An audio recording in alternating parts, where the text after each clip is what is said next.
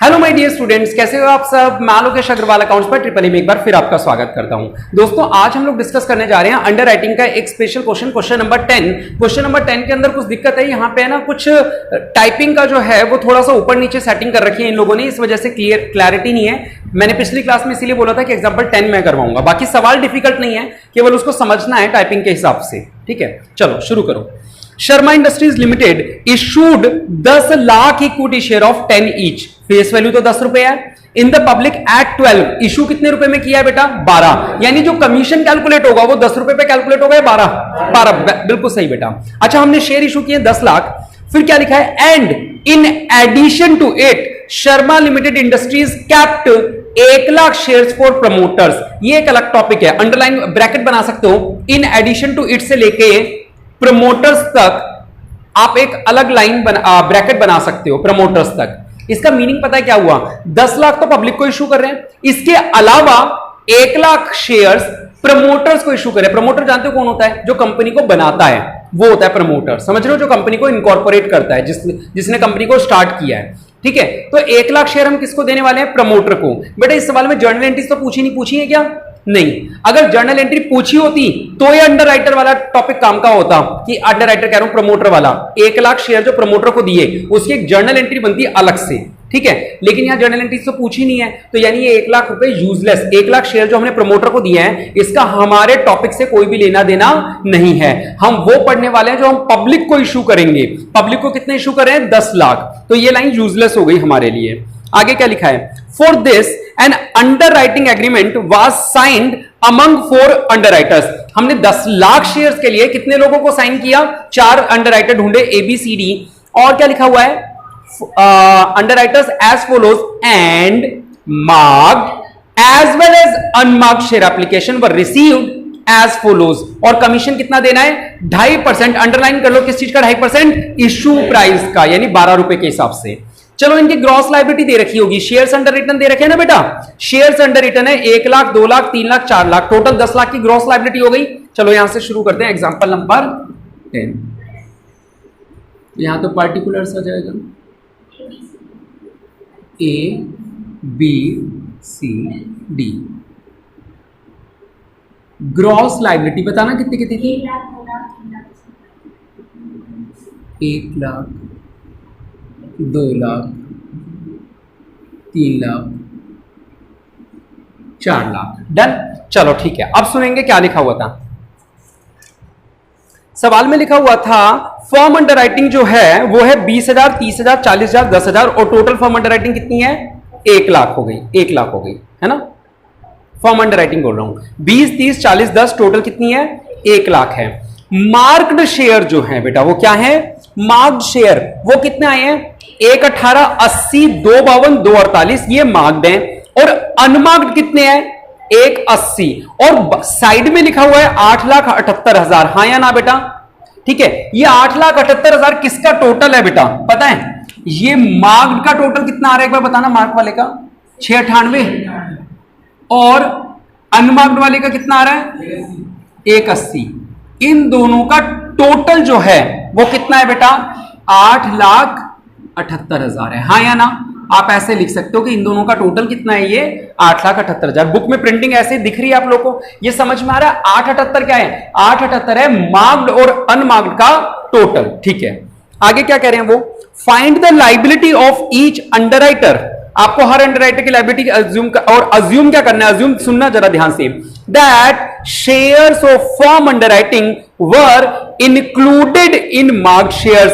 बेटा यहां पे जो सबसे इंपॉर्टेंट बात है वो है पास्ट टेंस वर्ब। वर्ब को अच्छे से सर्किल कर दो बेटा, वर्ब को अच्छे से सर्किल कर दो।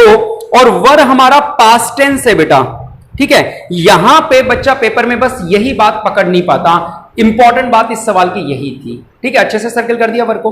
बेटा इसका मीनिंग पता है क्या है? इसका मीनिंग है कि ये जो भी इन्होंने मार्क्ड बताया ना 1, 18, इसमें इन्होंने 20 अलग से जोड़ने या 20 जोड़ दिए? पहले से ही जोड़ दिए। समझ रहे हो इस बात को? सुनना एक बार मैं फिर बताता हूं। जनरली हमारा जो सवाल होता था, इस सवाल को छोड़ देते हैं, एक बार पहले बाकी सवालों की बात करते हैं। बाकी सवालों के अंदर हम लोग कहते थे कि सर यहां से मार्क्ड बाहर निकालो, है ना, मार्क बाहर निकलवाने के बाद हम कहते थे कि ये जो फॉर्म अंडर राइटिंग है वो भी यहीं इनमें जोड़ दो। वहां पे आर वर्ड लिखा हुआ होता था या फ्यूचर टेंस का वर्ड होता था। Form underwriting shall be treated, shall मतलब फ्यूचर टेंस आ गया, प्रेजेंट टेंस आ गया। तो बेटा यहां पे वर्ड बताया हुआ, यानी इन्होंने जो मार्क बताई हैं उसमें ऑलरेडी फॉर्म अंडर राइटिंग वाले इन्होंने काउंट कर लिए। ये बात समझ में आ रही है नहीं आ रही? ये बात पेपर में पकड़ सकते थे क्या बिना बताए? नहीं पकड़ सकते थे ना। तो आप वर्ड को अच्छे से अंडरलाइन करके वहां लिख लो फॉर्म अंडर राइटिंग, क्या हिंदी में लिख लो चाहे तो, या हिंदी में लिखा हुआ भी होगा हिंदी मीडियम में। तो प्रत्येक अभिगोपक का शुद्ध दायित्व यह मानते हुए ज्ञात करें कि फॉर्म अभिगोपन के अंश चिन्हित अंशों में सम्मिलित थे। यहां पे भी वही है, ठीक है। तो आप अपने देशी हिंदी में लिख लो, ये वाली तो समझ में नहीं आएगी आपको, है ना। देशी हिंदी में लिख लो। क्या लिखोगे बेटा? Form under writing. इस सवाल की जो खास बात है वो क्या है? फॉर्म अंडर राइटिंग को मार्क्ड एप्लीकेशन में पहले से ही जोड़ा हुआ है। ये आप लोग लिख लोगे तो पेपर से पहले जिस दिन पढ़ के जाओगे तो याद रह जाएगा। और आपको बता दूं, राजस्थान यूनिवर्सिटी में तो डिट्टो सेम सवाल आते हैं, है ना। मतलब सवाल यूं का यूं छप के आ जाता है। क्लियर है बेटा? फॉर्म अंडर राइटिंग को मार्क्ड एप्लीकेशन में पहले से ही जोड़ा हुआ है। अब ये सवाल बिल्कुल आसान है, अब कुछ भी नहीं बचा इस सवाल में। करें सवाल तुरंत सॉल्व। देखो बेटा, अच्छा दो चीजें डिस्कस कर लेते हैं। पहले तो फॉर्म अंडर राइटिंग का क्या करना है। Sir form under writing already mark में जुड़ी हुई है, यानी कि यहां पे अलग से जोड़ने की जरूरत नहीं है, ये जुड़ी हुई होगी यहां पे, ठीक है। दूसरी बात सवाल में क्या होती है, सर लास्ट स्टेप में ऐड होगा या नहीं होगा। सवाल में कहीं भी ये नहीं बताया कि सेपरेट एग्रीमेंट हुआ या नहीं हुआ। कहीं बताया कि सेपरेट एग्रीमेंट हुआ? नहीं। एग्रीमेंट के बारे में जब क्वेश्चन लिखा हो तो भी हमें लास्ट स्टेप में जोड़ना पड़ता है जब साइलेंट हो। करें सवाल सॉल्व बेटा। तो देखो तेजी से कर देते हैं अब तो। मार्क्ड एप्लीकेशन, बेटा बताना मार्क्ड एप्लीकेशन 1 लाख लिखूं या 1,18,000? 1,18,000, अच्छा ठीक है। 1,18,000, हाँ 80,000, 2,52,000, 2,48,000। करें बेटा। देखो बैलेंस निकाल दो तो ये कितना हो गया 18,000 नेगेटिव का, ये कितना हो गया 1,20,000 पॉजिटिव का, ये 48,000 पॉजिटिव और ये 1,52,000 है ना। चलो बेटा अब सबसे पहले क्या करेंगे, नेगेटिव एडजस्टमेंट। 18,000 इसमें तो प्लस कर देंगे और किस रेशो में, 2:3:4, 2 3 4 2 3 5 4 9 से किया तो 2 4, 2 दूनी 4,000, 2 तिया 6,000 और 2 चौक 8,000। इसमें तो प्लस है, इन सब में क्या हो जाएगा ये माइनस। तो इसका तो बैलेंस हो जाएगा कितना 0। 1 20 में से 4 गए 1,16,000, 48 में से 6 गया 42,000 और 8 क्या तो 1,44 है ना। चलो अब क्या करेंगे बेटा, ध्यान से सुनना। अनमार्क्ड एप्लीकेशन कैसे लिखते हैं, टोटल रिसीव्ड। बेटा टोटल रिसीव्ड यहां दे रखी थी कितनी है बेटा 8,78,000 माइनस टोटल ऑफ मार्क्ड। बेटा हेल्प करना मेरी, 6,98,000 आएगा शायद, ठीक है। तो ये सॉल्व कर लो। 0 9 8 17 1 6 7 और 1 8, 1,80,000 को किस रेशो में बांटोगे, 2 3 4 2 3 5 और 4 9 9 से किया तो 20, 20 दूनी 40,000, 20 दिया 60,000 और 20 चौक 80,000। आ रहा है समझ या नहीं आ रहा? आ गया होगा। आओ अब क्या निकाल देंगे, बैलेंस। बैलेंस कितना बचा, ये बचा 76,000, ये नेगेटिव हो गया कितना 18,000 नेगेटिव आएगा ना, एक बार चेक कर लेना। और ये 64,000, सही है क्या? अच्छा तो ये 18,000 पॉजिटिव कर दो। फिर से यहां क्या करनी पड़ेगी, नेगेटिव एडजस्टमेंट। किस रेशो में, 2:4 में। आ रही है बात समझ। 6 से क्या 3, 3 दूनी 6,000 और 3 चौक 12,000। ये समझ में आ गया सभी को? चलो तो बेटा अब क्या करेंगे, फिर से बैलेंस निकालेंगे। 0 70,000, 0 और 2 और 2 4, 1 और 5 6, 52,000। अब लास्ट स्टेप में फॉर्म अंडर राइटिंग क्यों जोड़ रहे हैं बेटा, क्योंकि सवाल में कुछ नहीं बताया कि सेपरेट एग्रीमेंट हुआ या नहीं हुआ। कितनी थी फॉर्म अंडर राइटिंग बताना, बोलना। सॉरी 20 30 40, हाँ और 10। ये लास्ट स्टेप में जोड़नी होगी। और अब जो आपका आंसर आएगा वो नेट लायबिलिटी निकल आएगी कितनी, 20,000, 1,40,000 और 62,000। एक बार चेक कर लो आंसर बेटा, ठीक है। हाँ चेक कर लो, 2,02,22। इसका मतलब फॉर्म अंडर राइटिंग नहीं जोड़ी इन्होंने, है ना लास्ट स्टेप में। एक सेकंड रुक जाओ बस, हाँ क्यों नहीं जोड़ी इन्होंने फॉर्म अंडर राइटिंग लास्ट में। एक सेकंड बेटा, कौन सा सवाल देख रहे हैं, 10वां ना, 20, 1, 40, 62। बेटा मेरे पास है ना पुरानी बुक है, मेरी वाली बुक में सेम यही आंसर है, 20, 1, 40, 62 ये रहा। अब एडिशंस के फर्क है, मैं एक बार दिखा देता हूं, इन्होंने अजम्पशन चेंज कर ली होगी। ये देखो ये 20, 60, ये ऊपर मैं बोल रहा हूं, यहाँ पे दिख रहा है आप लोगों को, सेम टू सेम है। अब आपका एक बार एडिशन बता, आप सब अपन सबके पास ही पुरानी है ना, जो नई वाली लाएगा ना कल वो आया नहीं आज। 2014-15 की बुक रखी है मेरे पास तो ये वाली।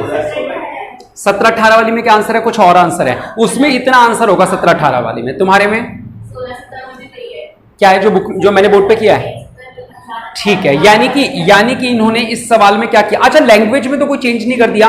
एक बार पूरे सवाल को कंपेयर कर ले, मैं बोल के बताता हूं, आप लोग चेक करो आपके में भी सेम लैंग्वेज है क्या। Sharma Industries Limited issued 10 lakh equity share of 10 each in the public of 12 each. In addition to it, Sharma Industries kept 1 lakh share for promoter.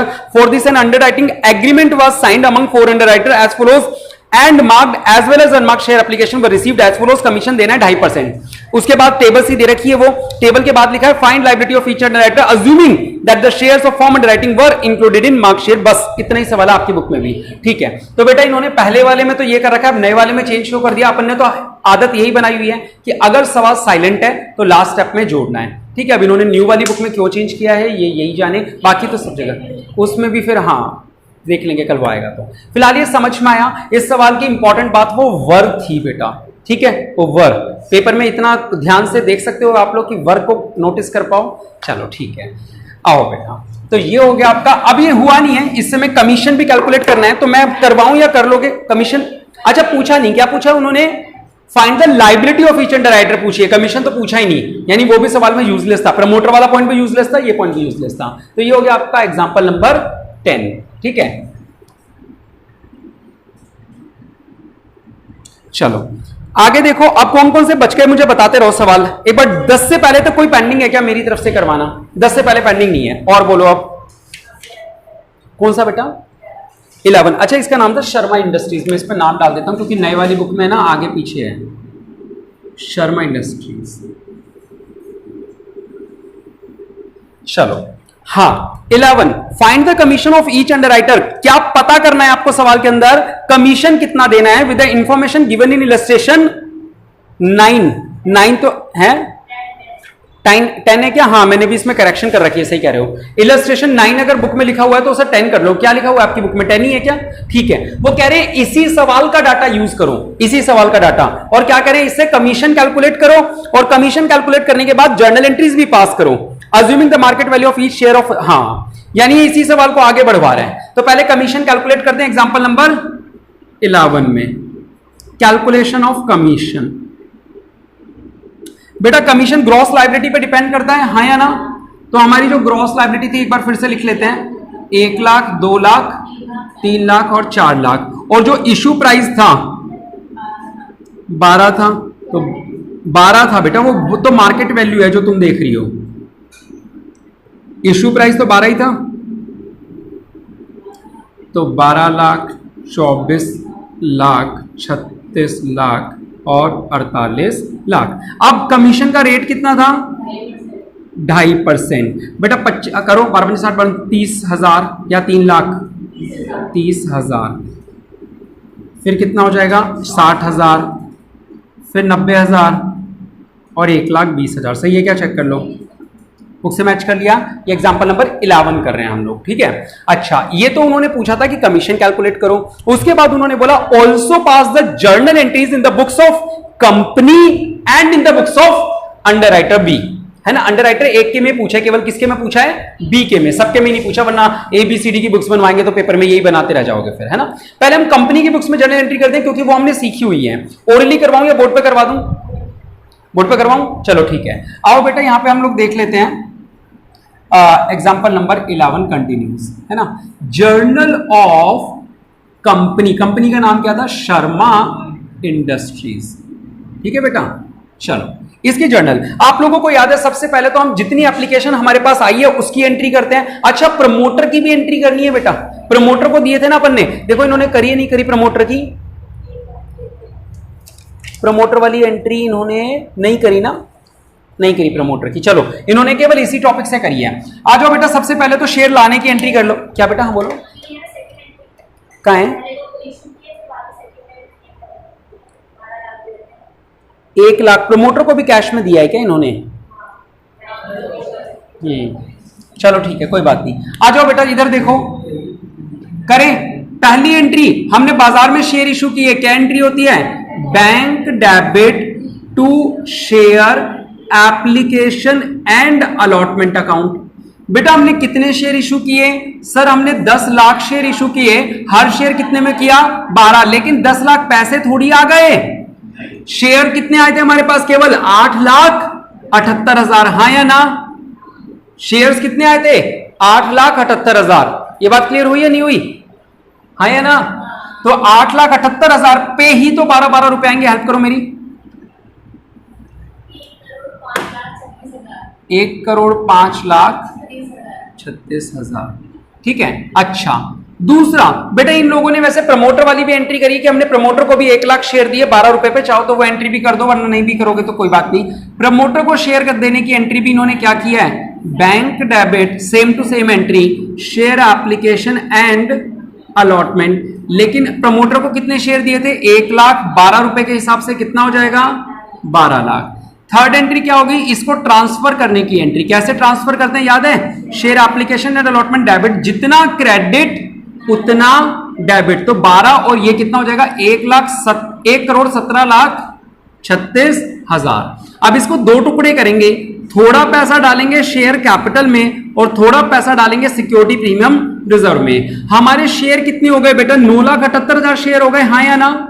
9,78,000 share में से 10-10 रुपए तो कैपिटल में और 9,78,000 शेयर के 2-2 रुपए प्रीमियम में। तो ये तो हो जाएगा बेटा 97,80,000।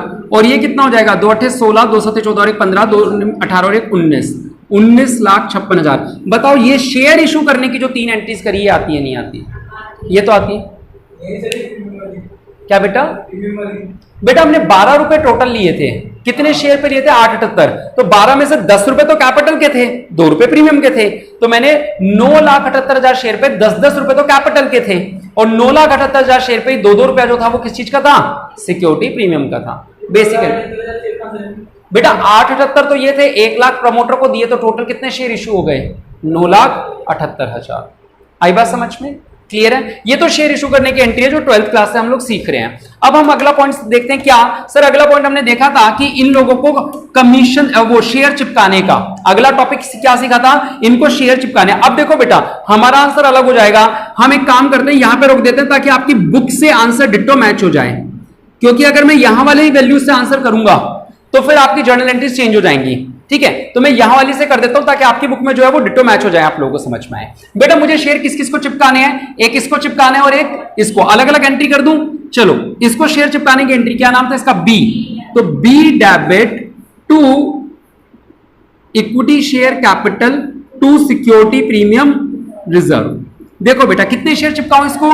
70,000 शेयर, हर शेयर 10 का तो 7 लाख तो ये, और 2 रुपए प्रीमियम यानी कि 1,40,000 ये। तो टोटल कितने रुपए के शेयर? 8,40,000। सेम टू सेम काम मैं किसके लिए करूंगा बेटा? सी के लिए, डी सॉरी डी। तो क्या लिख दूंगा? D debit to equity share capital to security premium reserve. बेटा कितने शेयर चिपकाऊं मैं इसको? 52,000 शेयर में इसको चिपकाऊंगा और इंटू 10 और 2 रुपए प्रीमियम। तो ये तो हो गया 5,20,000 और ये हो गया 1,04,000। तो ये कितना हो गया? 6,24,000। बताओ समझ आया नहीं आया? ये 2 पॉइंट समझ में आया? यहां पे हेडिंग डालूं क्या फिर से शेयर चिपकाने की? शेयर देने की, शेयर देने पर, और ये एंट्री शेयर इशू करने पर। ठीक है, चलो अब तीसरा काम क्या होना चाहिए हमारा? कमीशन की एंट्री पास करना। और कमीशन हमारे लिए नुकसान है, नुकसान को करते हैं डेबिट। तो अब कमीशन की एंट्री पास करेंगे बेटा। Entry number 6, underwriting commission debit, underwriting commission debit to A, B, C और डी। आ जाओ बेटा ABCD 30 60 90 1 20 सही है ना मेरी कैलकुलेशन? तो ये तो चेक कर ली थी 30 60 90 और 1 20 टोटल लगा दें तीनों 9 9 18 12 30 3 लाख रुपए का अंडर राइटिंग कमीशन हो गया। अब लास्ट काम करना होता है, याद है क्या काम करना होता है? लास्ट इनका सेटलमेंट करना होता है बैंक से। कैसे करना होता है आओ जरा मैं एक बार फिर से आप लोगों को बता दूं। Settlement, final settlement, final settlement अलग अलग बंदे का एक एक करके करोगे। करें पहले ए के बारे में देखो, जैसे मैं केवल ए बोल रहा हूं तो एक छोटा सा टी बनाओगे और देखो जरा जर्नल एंट्रीज में ए कहां पे आया। सर ए केवल क्रेडिट हुआ है 30,000 से और कुछ भी नहीं हुआ, हाँ या ना? यानी इसकी बैलेंसिंग फिगर किस तरफ आ रही है? डेबिट में आ रही है ना बैलेंसिंग फिगर। तो जर्नल एंट्री में क्या करेंगे? ए डेबिट टू बैंक। ठीक है बेटा, जिस साइड बैलेंसिंग फिगर आएगी ना उस साइड से जर्नल एंट्री पास कर देंगे। अब बी के लिए चेक करो, देखो बेटा बी का छोटा सा टी शेप बनाया, बी को हमने डेबिट किया 8 लाख और बी को हमने क्रेडिट भी किया 60,000 से, हाँ या ना? तो बेटा इस बार 6 और 8 14 7,80,000 रुपए किस तरफ कम पड़ रहे हैं? क्रेडिट में। तो बी को क्या कर देंगे हम लोग? क्रेडिट, और डेबिट क्या हो जाएगा? बैंक। तो बैंक डेबिट टू बी कितने रुपए? 7,80,000 रुपए। बताओ ये बात समझ में आ रही है? नहीं आ रही? आ गई। चलो ठीक है, आप सी का इसी तरीके से बनाओ, छोटा सा टी शेप। सी से डेबिट तो हुआ नहीं, क्रेडिट हुआ है कितने से? 90,000। तो बैलेंसिंग फिगर कहां पे आ रही है? डेबिट में। तो सी डेबिट टू बैंक कितने रुपए? 90,000 रुपए। चलो डी का चेक करो।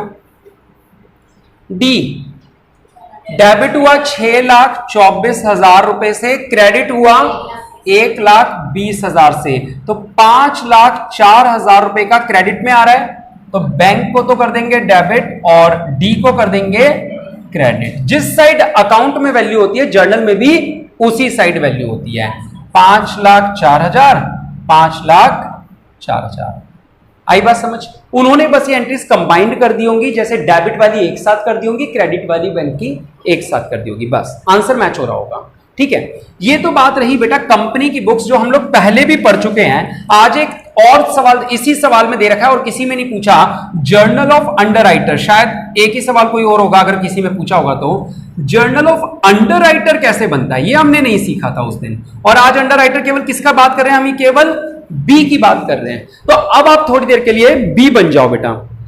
एक second, journal of B. Ledger तो लेजर पोस्टिंग ऐसी काट दो। लेजर तो लेजर पूछे भी नहीं थे शायद सवाल के अंदर, जर्नल ही पूछा था, है ना? सवाल में जर्नल ही पूछा था, लेजर तो वैसे ही बनाया।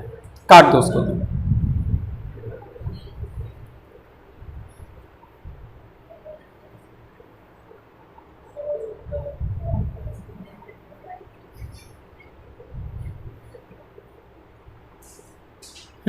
करें बेटा, शुरू करें। देखो अंडरराइटर की नजर से सोचना। अभी तक तो आपने ये एंट्रीज कर ली कंपनी के नजरिए से। कंपनी कौन कौन से स्टेप करती है? पहले इशू की एंट्री, फिर शेयर चिपकाने की एंट्री, फिर कमीशन की एंट्री और फिर फाइनल सेटलमेंट। ये टॉपिक तो आप लोगों को याद हो गया। अब ये अंडरराइटर क्या करेगा? अब इसके नजरिए से सोचना, यानी अब थोड़ी देर के लिए आप वो बन जाओ जो बंदा बिकवा रहा है शेयर। उसकी नजर से देखो तो क्या उसके पास एप्लीकेशन आ रही थी क्या कोई? ऐसे नहीं ना। उसका जो सबसे पहला काम हुआ था क्या? उसको इस कंपनी के शेयर खरीदने पड़े थे जबरदस्ती, हाँ या ना? तो हम केवल बी पे नजर डाल रहे हैं। बी को जबरदस्ती 70,000 शेयर खरीदने पड़े थे। और बी के लिए ये शेयर कैपिटल नहीं है बेटा, बी के लिए ये इन्वेस्टमेंट है। जब आप थोड़ी देर के लिए बी बनो, बी के नजरिए से सोचोगे तभी कर पाओगे। तो अगर आप बी हो, आप किसी कंपनी के शेयर खरीद रहे हो, तो ये आपके लिए शेयर कैपिटल है या इन्वेस्टमेंट इन शेयर्स है? दोनों में फर्क है ना। कैपिटल तो होती है लायबिलिटी साइड का आइटम और इन्वेस्टमेंट होती है एसेट साइड का आइटम। ये अब आपके लिए इन्वेस्टमेंट है। तो आप 70,000 शेयर खरीदने जा रहे हो, तो मैं आप लोगों के लिए हेडिंग डाल देता हूं खरीदने पर, शेयर्स खरीदने पर। यानी उसने जब आपको चिपकाए थे, ठीक है, उस समय क्या एंट्री करोगे आप? क्या नाम था कंपनी का? शर्मा इंडस्ट्रीज। आप इन्वेस्टमेंट खरीद के ला रहे हो यानी शेयर खरीद रहे हो, तो लिखोगे investment in shares of Sharma industries debit to. पैसे तो दिए नहीं आपने अभी तक, पैसे तो बाद में सेटलमेंट होगा ना। तो टू शर्मा इंडस्ट्रीज। कितने रुपए बेटा? नाम 70,000 इंटू, बिल्कुल सही, 12 रुपए। 12 सत्ते 84, 8,40,000 बताओ ये बात समझ में आई या नहीं आई? आप इन्वेस्टमेंट खरीदोगे तो इन्वेस्टमेंट असेट है, असेट डेबिट होती है। इन्वेस्टमेंट, इसको शॉर्टकट में ऐसे याद रख लो, इन्वेस्टमेंट डेबिट टू शर्मा, है ना। नाम पूरा क्या लिखना है? Investment in shares of Sharma industries. वैसे क्या एंट्री हुई? Investment account debit to Sharma, क्योंकि शर्मा से शेयर खरीदे। दूसरा काम, फिर उसने आपको कमीशन दिया, तो आप इसकी उल्टी एंट्री करो एक तरीके से। देखो इसकी उल्टी एंट्री हो गई इन्वेस्टमेंट डेबिट टू शर्मा, और इसकी एंट्री उल्टी हो गई क्या? इस बार कमीशन हमारे लिए एक्सपेंस है या इनकम है? बी के नजरिए से इनकम है, और इनकम हमेशा क्रेडिट होती है। तो बेटा शर्मा से आपको लेना है, इनकम लेनी है, तो टू अंडरराइटिंग कमीशन या टू कमीशन रिसीव्ड भी लिख सकते हो बेटा। किससे लेना है आपको ये पैसा? शर्मा इंडस्ट्रीज से लेना है, ठीक है। कितना कमीशन बना था आपका? 60,000। तो यहां आपने लिख दिया कितना? 60,000। डन। ये एंट्री किस चीज की होगी बेटा? कमीशन की होने पर। अब आप इससे फाइनल सेटलमेंट करोगे। फाइनल सेटलमेंट वैसे तो अभी भी निकाल सकते हो कि शर्मा इंडस्ट्रीज क्रेडिट हुई 840 से, डेबिट हुई 60 से, यानी 7,60,000 रुपए डेबिट में कम पड़ रहे हैं, 7,80,000 रुपए। और चाहो तो यहां पे भी देख सकते हो, ये वाली बी की जो एंट्री थी इसकी उल्टी एंट्री हो जाएगी। आ रही है बात समझ? तो इस बार हमें पैसा मिलने वाला है, पैसा सेटलमेंट होने पे। सेटलमेंट कैसे करोगे? सेटलमेंट बेटा पैसा आएगा, लिखोगे बैंक डेबिट। क्या लिखोगे? Bank debit. किससे आएगा? एक सेकेंड, शर्मा को तो डेबिट करना था ना, उल्टी एंट्री करनी है ना। बैंक डेबिट टू बी था तो उल्टी एंट्री हो जाएगी, शर्मा डेबिट टू बैंक। क्यों हुई? दोबारा से टी शेप बना के दिखाऊं। शर्मा को आपने क्रेडिट किया 840 से, शर्मा को आपने डेबिट किया 60,000 से, तो 7,80,000 डेबिट में कम पड़ रहे हैं। और डेबिट में कम पड़ रहे हैं यानी शर्मा इंडस्ट्रीज को क्या करोगे? डेबिट कर दोगे 7,80,000 टू बैंक, 7,80,000। पहले तो ये 3 एंट्रीज बता दो, समझ में आई नहीं आई, क्योंकि ये आसान है।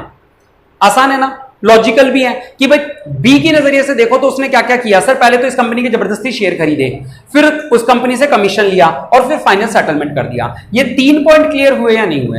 रोशन आ रहा है? नहीं आ रहा ना? अच्छा क्या नहीं आ रहा है ये बताओ, इसमें कौन सा पॉइंट नहीं समझ आया? क्योंकि सब कॉन्सेप्चुअल है, आसानी से आ जाएगा समझ में। ऐसा कुछ नहीं कि बहुत ज्यादा डीप में जाना है हमें।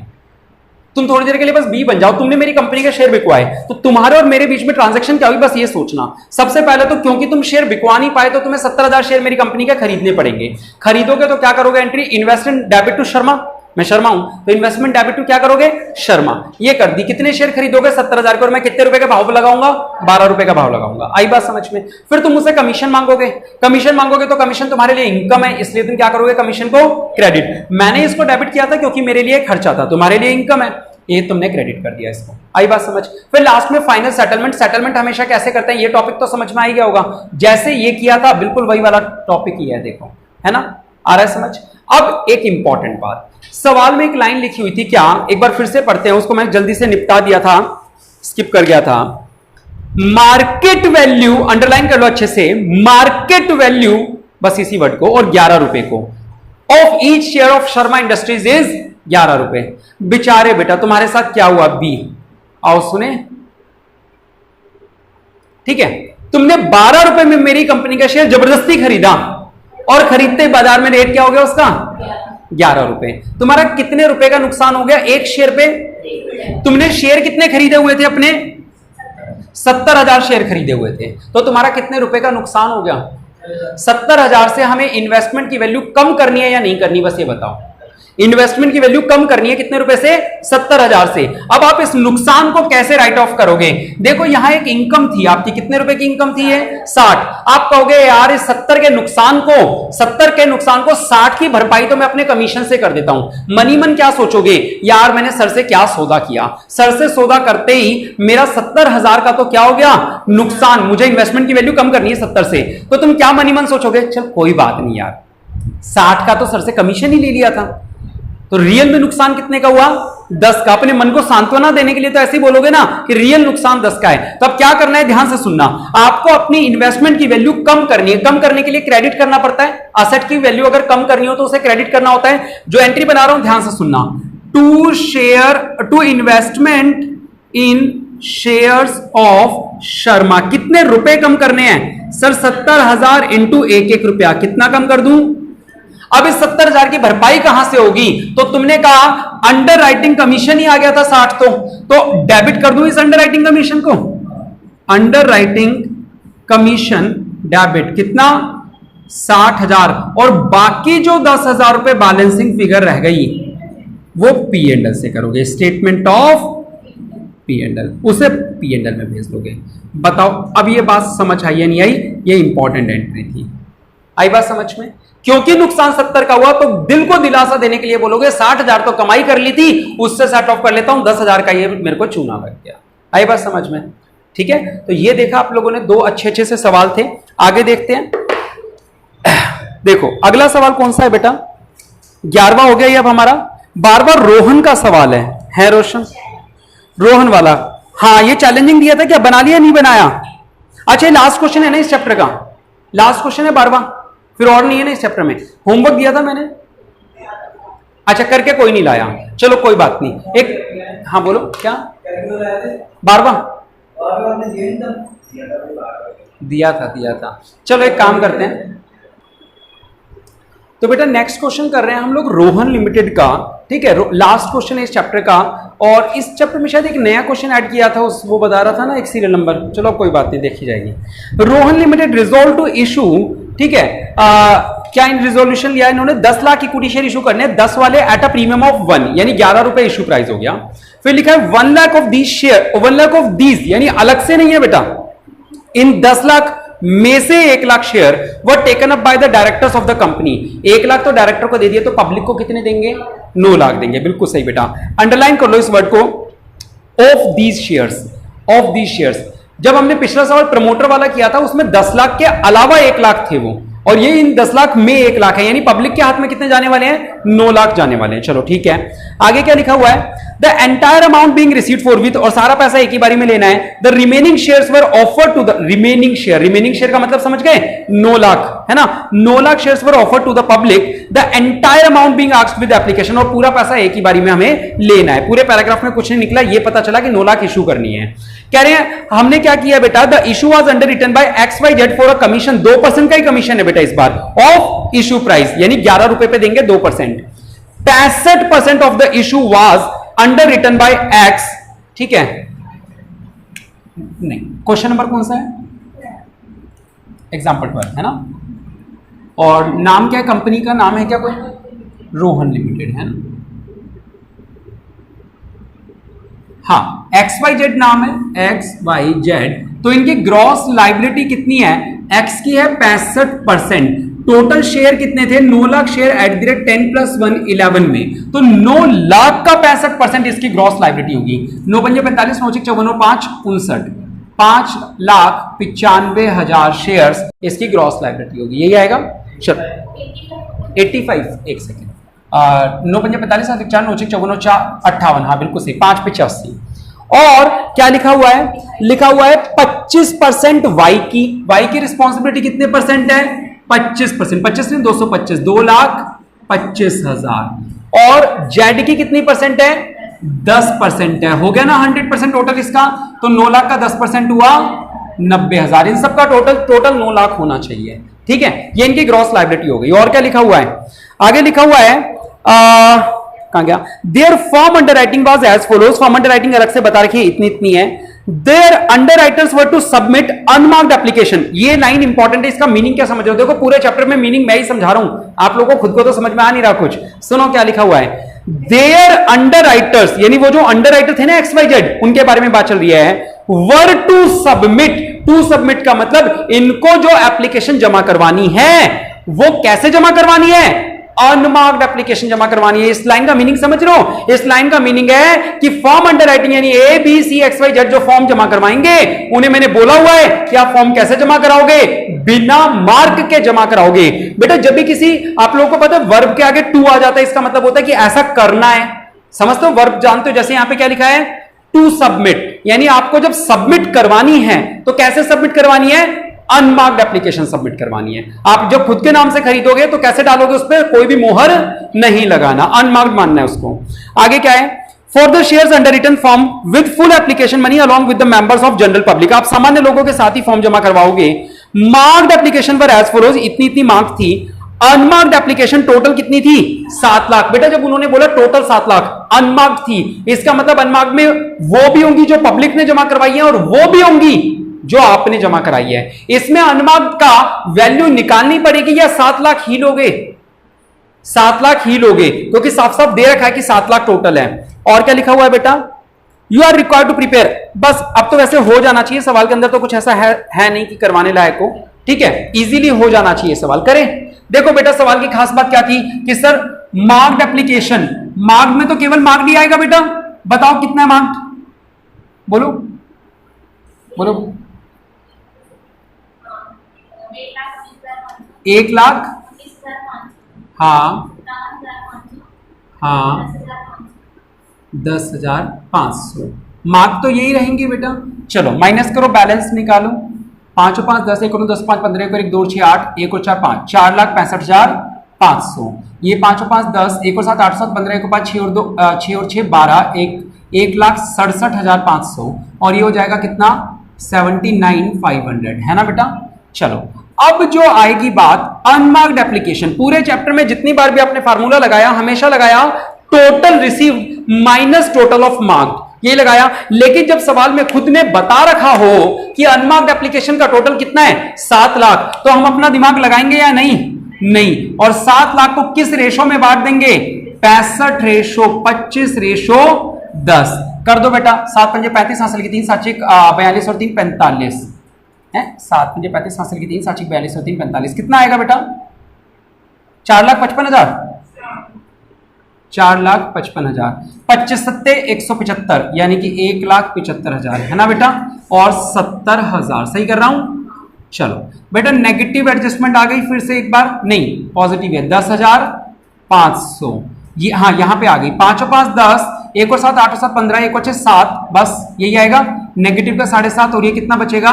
9.5। अब हमें क्या करना पड़ेगा बेटा? Negative adjustment. कैसे करेंगे सर? इसके 7,500 प्लस इन दोनों का रेशो क्या है? 65 रेशो 10, यानी 6,500 का बेनिफिट इसको दे दो और 10,000 का बेनिफिट, नहीं 1,000 का, सॉरी 1,000 का बेनिफिट इसको दे दो।